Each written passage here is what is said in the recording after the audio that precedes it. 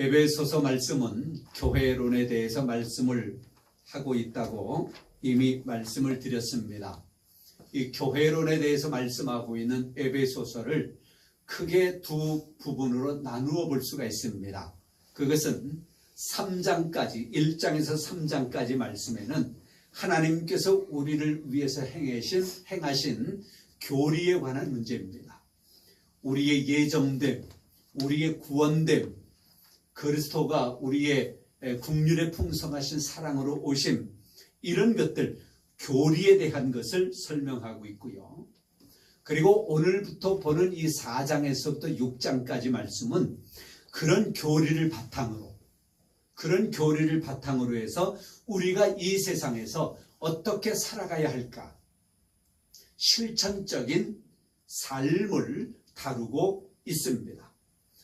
그래서 오늘 본문은 그 실천적인 삶의 첫 부분을 이야기하고 있는데요. 자, 다시 한번 생각해 보세요. 1장에서부터 3장까지는 교리입니다. 교리. 그리고 교리는 조직적인 거예요. 그거는 근본적인 거예요. 4장부터는 실천적인 삶입니다. 두 가지.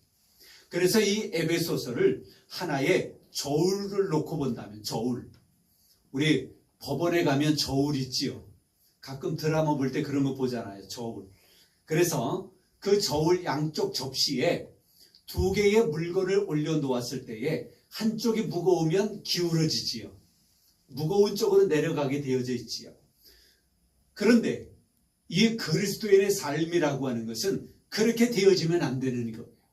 교리와 기본적인 하나님의 말씀, 그것과 그리스도인의 실질적인 삶이 같은 무게를 가지고 있어야 된다는 거예요. 항상 공평하게 되어져 있어야 되는 거예요.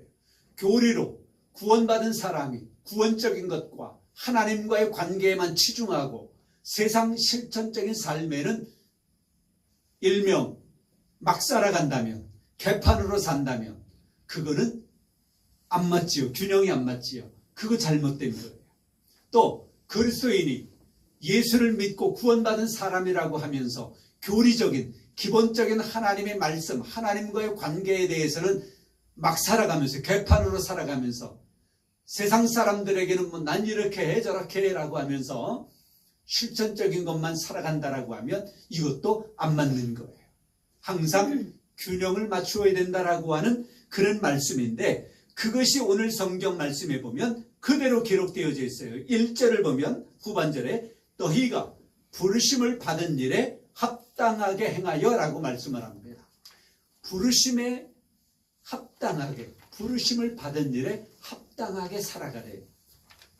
합당하다라고 하는 이 말은 무슨 말이냐? 헬라어로 말하면 이것은 바로 그런 좀 전에 말씀드렸던 저울의 양쪽의 무게가 똑같다라고 하는 말에서 파생되어진 생겨난 말입니다. 악시오스라고 하는 말인데요. 합당하게 또는 가치 있게 그렇게 살아가라고 하는 거예요. 부르심에 합당하게, 가치 있게, 부르심에 합당하게 그렇게 살아가라고 하는 그 말씀인 거예요. 내가 하나님 앞에 부르심을 받은 그 가치가 크면 클수록 이 세상에서 살아가는 삶의 행동이, 삶의 실천이 커야 돼요. 내가 구원받은 것이 뭐 어쩌다가 구원받았어 라고 하는 사람은 실천적인 삶에도 그렇게 살아가. 그런데요, 여러분이 받은 구원이 얼마짜리인지 한번 생각해 보세요. 예전에 한번 말씀드린 기억이 나요. 내가 구원받은 가치로 보면 얼마짜리일까? 나는 얼마짜리 인생일까? 여러분 얼마짜리 인생이십니까? 뭐 법적으로는 한 사람이 뭐 어떻게 해서 사고가 당해서 목숨을 잃으면 몇 세까지 연봉 계산해가지고 뭐 그렇게 하기도 해요. 그렇지요. 보험회사에서는 나름대로의 규칙이 있어서 한 사람의 생명값을 그렇게 정하기도 해요. 여러분의 가치는 얼마입니까? 예수님 믿는 사람으로서 우리 구원받은 사람의 가치는 얼마짜리입니까? 그걸 오래전에 제가 말씀드리면서 예수님 짤이다 그렇게 말씀을 드렸어요. 100원짜리, 만원짜리 그렇게 말하잖아요. 우리는 예수님 짤이에요. 예수님께서 우리를 대신하여 십자가의 죽으심으로 말미암아 우리가 구원받았으니, 그분이 부활하심으로 말미암아 우리가 새 생명을 얻었으니, 우리의 구원의 값은, 내 생명의 값은 예수님 짤이에요. 그러니 우리의 삶은 그렇게 살아가야 된다는 거지요. 계급사회에서는 총경의 계급을 가지고 있으면 그 위치에서 일을 해야 돼요. 순경의 위치를 가지고 있는 그런 계급을 단 사람은 그 위치에서 일을 해야 돼요. 총경의 위치에 있어야 할 사람이 순경의 자리에 가서 그 일을 한다면 이거 합당하지 않은 거예요. 순경이 총경처럼 행한다라고 하면 이것도 합당하지 않은 거예요. 어쩌면 순경은 더 위의 지식을 가지고 있고 더 위의 능력을 가지고 있다 하더라도 순경의 위치에서 일을 해야 합당한 거예요. 하나님 앞에 믿음의 삶을 살아가는 우리가 하나님께서 나를 부르심의 가치가 얼마인가, 내가 구원받은 이 구원의 값이 얼마인가를 우리가 평가해 볼 때에 그에 합당한 삶을 살아가야 된다고 하는 거지요. 아멘. 목사는 목사로서, 장로는 장로로서, 집사는 집사로서, 권사는 권사로서의 그 위치에 부르심에 합당한 삶을 살아가야 되는 것입니다. 제가 몇 번 말씀드렸지요. 살아있는 모든 생명체는 살아있음을 증명해야 된다고요. 살아있음을 증명하지 못하면 죽은 것인 줄 알고 폐기처분하는 거예요. 그러면 반대로 이야기해 보십시다. 우리가 증명해내는 그것, 증명은 살아있음의 가치에 합당해야 되는 거예요. 그렇죠. 증명은 살아있음의, 그 사람의 가치에 합당한 증명을 내보여주어야 된다고 하는 것입니다. 그래서 오늘 말씀엔 그 합당한 것이 뭐냐? 그것을 네 가지로 이야기를 하고 있습니다. 균형 잡힌 삶의 네 가지를 먼저 이야기를 해요. 첫 번째는 모든 것에 겸손이라고 말합니다. 2절 모든 겸손. 이 성경이 쓰여질 당시 이 헬라 시대에는 겸손하다라고 하는 것은 때로 비굴하거나 약하거나 내가 저 사람한테 지는 거야 라고 하는 것으로 평가되어 왔었답니다. 지금도 그래요. 지금도 어떤 사람들은 겸손한 것을 이런 것으로 그렇게 이해하는 사람이 있어요. 내가 지는 것처럼, 겸손한 것을 내가 저 사람보다 약한 것처럼 그렇게 되지 않을까 싶어가지고 일부러 센 척하는 사람, 일부러 강한 척하는 사람. 그런데 이 성경 보세요. 우리 예수님을 보세요. 예수님은 대단히 겸손하셨습니다. 제자들의 발 앞에 무릎 꿇고 제자들의 발을 씻어주시는 겸손. 빌립보서 2장 5절 말씀에 보면 종의 형체를 가지셨다. 하나님의 본체지만은 하나님과 동등되신 분이지만 그 동등됨을 버리시고 종의 형체를 가지고 이 땅에 오셔서 죽기까지 복종하셨다라고 말씀해요. 종의 형체를 가지신 거예요.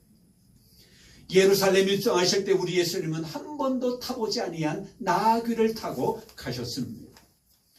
당당하게 큰 말을 타고 떠덕떠덕 하면 얼마나 웅장해 보여요. 나귀를 타고 가셨습니다.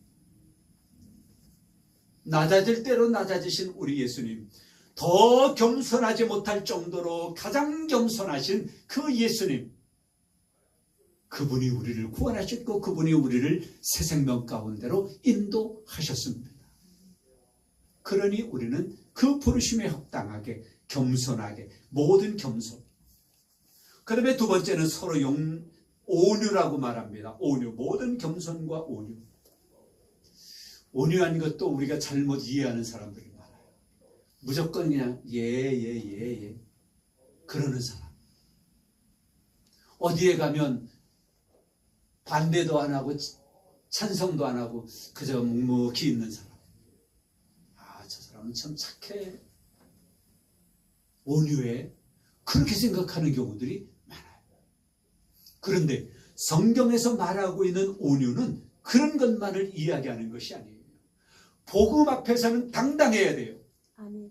복음 앞에서는 초대교회 그리스도인들이 자신들을 핍박하는, 예수님을 핍박하고 교회를 핍박하고 그리스도인들을 핍박하는 핍박자 앞에서는 당당했어요. 믿음으로 당당했다라고 하는 거예요. 다니엘과 세 친구 당당했습니다. 예루살렘을 향한 창문을 열어놓고 누가 보든지 말든지 하루에 3번씩 기도하는 그 믿음의 청년들 우리가 기억하잖아요. 복음 앞에서는 당당해야 되는 거예요. 믿음 앞에서는 굽힘이 없어야 되는 거예요.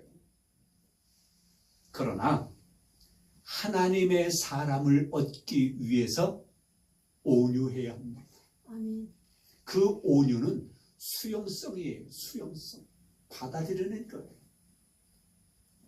옛날 책 제목 중에 스펀지라고 하는 책이 있었어요. 그게 수용성, 받아들이는 거. 받아들여가지고 복음으로 해석하고 하나님의 말씀으로 해석하고 수용성 있게 받아들여서 하나님의 말씀으로 해석해내고 하나님의 마음으로 해석해내고 온유함.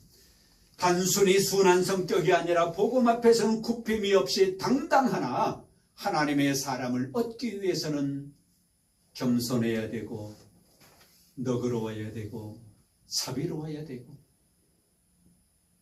품어줄 수 있어야 되고 수용해야 되고